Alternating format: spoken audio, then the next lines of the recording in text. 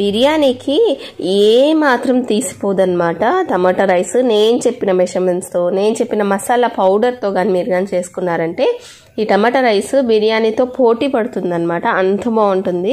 Lunch బాక్స్లో కూడా చాలా బాగుంటుంది అనమాట ఈ టమాటా రైస్.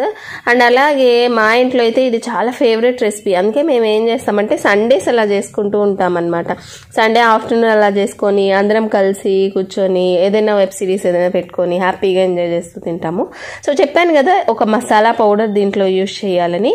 సో ఆ మసాలా పౌడర్ ఏంటి అంటే జస్ట్ ఒక 2 టేబుల్ స్పూన్స్ వచ్చేసి ధనియాలు, 1 టేబుల్ స్పూన్ మినపప్పు, 1.5 టేబుల్ స్పూన్ పచ్చెనపప్పు, ఒక 8 ఎండుమిరపకాయలు, ఒక పావు చెప్పు వచ్చేసి కొబ్బరి, పచ్చి కొబ్బరి తీసుకోవాలి. ఫస్ట్ వచ్చేసి ఒక బాండల్లో ఒక ప్యాన్లో ఏం చేస్తారంటే 1 టేబుల్ స్పూన్ ఆయిల్ వేసుకొని అందులో ఈ మసాలా దినుసులన్నీ చక్కగా వేయించుకోవాలన్నమాట.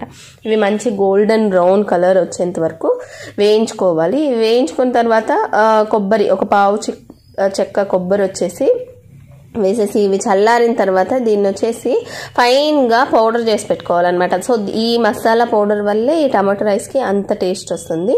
ఇక దాని తర్వాత ప్రాసెస్ ఏంటంటే దీంట్లో కావాల్సినవన్నీ కట్ చేసుకోవాలన్నమాట. నేనైతే ఒక 250 గ్రామ్స్ వచ్చి రైస్ తీసుకుంటున్నాను. అంటే ఒక పావుసేరు అన్నానికి అయితే చేసి చూపిస్తున్నాను. సో ఈ పావుసేరు అన్నానికి వచ్చేసి ఒక 7 అలాగా టమాటాలు, ఒక 3 ఆనియన్స్ అయితే పడతాయి, అండ్ 2 పచ్చిమిరపకాయలు తీసుకున్నాను అనమాట. పచ్చిమిరపకాయలు ఏంటంటే 2 ఎందుకు తీసుకున్నానంటే మనం ఎండుమిరపకాయలు 8 వేసాం కదా, సో ఆ స్పైసీ సరిపోతుంది. సో అందుకనే 2 తీసుకున్నాను. సో ఇలాగా ఇవన్నీ ఫస్ట్ చాప్ చేసుకోవాలన్నమాట. ఆనియన్స్ అయితే సన్నగా పొడవుగా తరుక్కోండి, అండ్ టమాటాస్ అయితే జ్యూస్ కోసం అనమాట. అందుకని రఫ్గా చాప్ చేసుకోండి. జస్ట్ 4 పీసెస్ అలా చాప్ చేసి పెట్టుకోండి. చూసారా, ఇదేంటంటే మా హస్బెండ్ వచ్చి నాకు తెలియకుండా ఆయనే ఆర్డర్ చేశారనమాట అమెజాన్లో. నాకైతే పార్సల్ వచ్చాక చూస్తే ఇది ఉంది. ఎందుకు అని అంటే నేను యూట్యూబ్లో ఇలాగా వీడియోస్ చేస్తున్నాను కదా, ప్రెజెంటేషన్కి బాగుంటుందని చెప్పేసి ఆర్డర్ చేశారనమాట. ఇలాగా కొంతమంది ఏంటంటే మగవాళ్ళు వర్డ్స్లో ఎక్స్ప్రెస్ చేయరనమాట. మనం చేసే పని ఎంకరేజ్ చేస్తున్నారు అనేదానికి ఇలాగ కొన్ని యాక్షన్స్ వల్ల మనకి తెలిసిపోతుంది వాళ్ళ ఎంకరేజ్మెంట్ మనకి. సో నాకైతే చాలా హ్యాపీగా అనిపించింది. సో ఇలాగా అన్ని చాప్ చేసుకున్నాక టమాటాస్ అన్ని అయితే మిక్సీ జార్లో వేసుకొని ఫైన్గా జ్యూస్ లాగా పేస్ట్ లాగా చేసుకోవాలన్నమాట. తర్వాత ఒక ప్యాన్ తీసుకొని ఇందులోకి ఆయిల్ 2 టేబుల్ స్పూన్స్ అలాగే నెయ్యి ఒక 2 స్పూన్స్ వేసుకోవాలన్నమాట. అండ్ ఇందులోకి పోపు దినుసులు వచ్చేసి నేను ఏ రైసెస్లో కన్నా ఈ పోపు దినుసులో వేస్తాను. కొంచెం చెక్క, లవంగం, యాలక ఇవి 3 వేస్తూ ఉంటాను. అండ్ ఇందులోకి అయితే తెల్లగడ్డ ఎక్కువ వేసుకోవాలన్నమాట. ఒక తెల్లగడ్డ వేస్తుంది మా అత్తమ్మ అయితే. నేను ఇంకా కొంచెం తక్కువ వేస్తాను, కానీ మా అత్తమ్మ మొత్తం తెల్లగడ్డ ఒలిచి వేస్తూ ఉంటారనమాట. చాలా బాగుంటుంది తెల్లగడ్డ ఫ్లేవర్ ఈ టమాటా రైస్కి.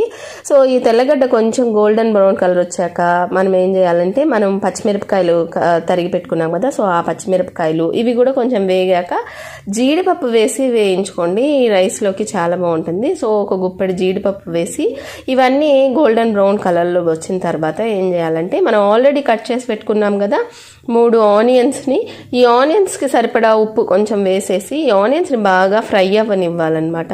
ఒక 3/4 వరకు మనకి ఫ్రై అవుతే ఆయిల్లో చాలా టేస్ట్ అనేది చాలా బాగుంటుంది. సో ఈ లోపల ఇక టమాటా జ్యూస్ ఉంది కదా, టమాటా జ్యూస్ అయితే రెడీ చేసి పెట్టేసేసుకున్నాను. అండ్ అలాగే మసాలా దినుసులన్నీ చల్లారిపోయాయి. సో ఆ మసాలా దినుసులన్నీ చక్కగా ఫైన్గా పేస్ట్ చేసి పెట్టుకున్నాను. సో ఇందులోకి ఇప్పుడు ఏం చేస్తున్నానంటే అల్లం వెల్లుల్లి దంచి అల్లం వెల్లుల్లి పేస్ట్ వేస్తున్నాను అనమాట. ఈ చిన్న రోల్ అయితే నేను రీసెంట్గా తీసుకున్నాను, చాలా బాగుందనమాట, హ్యాండీగా ఉంది.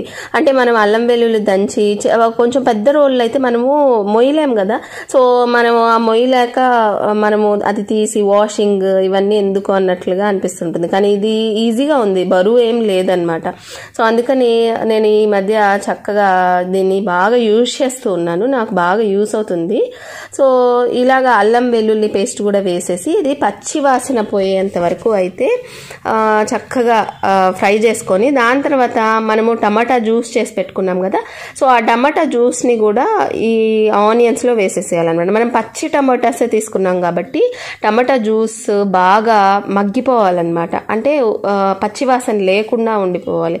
సో దీంట్లో కొంచెం పసుపు వేసుకొని లో ఫ్లేమ్లో పెట్టుకొని వదిలేసామనుకోండి, ఆ ఆనియన్స్ 3/4 వరకు కుక్ అయ్యాయని చెప్పాను కదా, ఈ టమాటా జ్యూస్లో మిగతాది ఆనియన్స్ కూడా చక్కగా కుక్ అయిపోయి మెత్తగా అయిపోతాయి. అండ్ అలాగే ప్యారలల్గా టమాటా జ్యూస్ కూడా కుక్ అయిపోతుంది అనమాట. లిడ్ క్లోజ్ చేసుకొని ఒక 10 minutes వదిలేసేసి దాని తర్వాత లిడ్ ఓపెన్ చేస్తే చక్కగా దగ్గర పడిపోయి టమాటా జ్యూస్ అంతా కుక్ అయిపోయింది. ఇక కుక్ అయిన తర్వాత మనం ఈ మసాలా పౌడర్ వేయాలి, ఎందుకంటే ఈ మసాలా పౌడర్ వేస్తే ఇది కొంచెము థిక్ అయిపోతుంది అనమాట. ఇంకా టమాటా జ్యూసు ఆనియన్స్ ఏమాత్రం పచ్చిదనం ఉన్నా ఇంకా కుక్ అవ్వవు.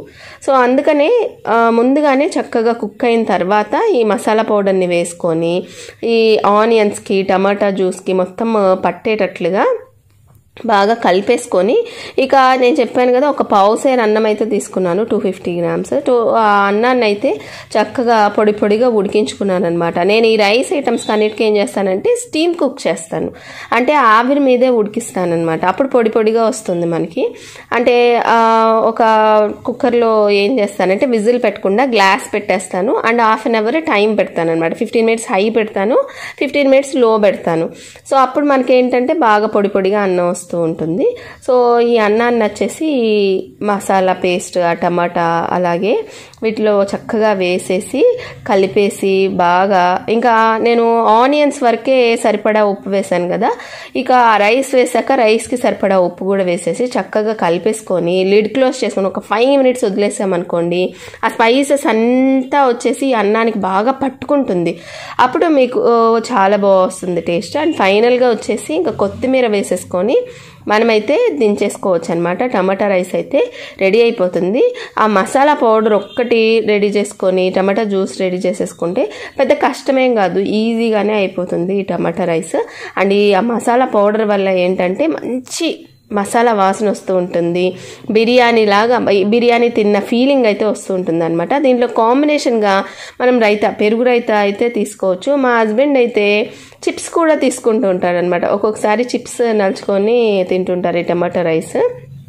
సో నేనైతే ఇలాగా పెరుగు రైతా తీసుకొని జస్ట్ అలాగా ప్రజెంటేషన్కి బాగుంటుందని ఒక కొత్తిమీర దాంట్లో పెట్టానమాట.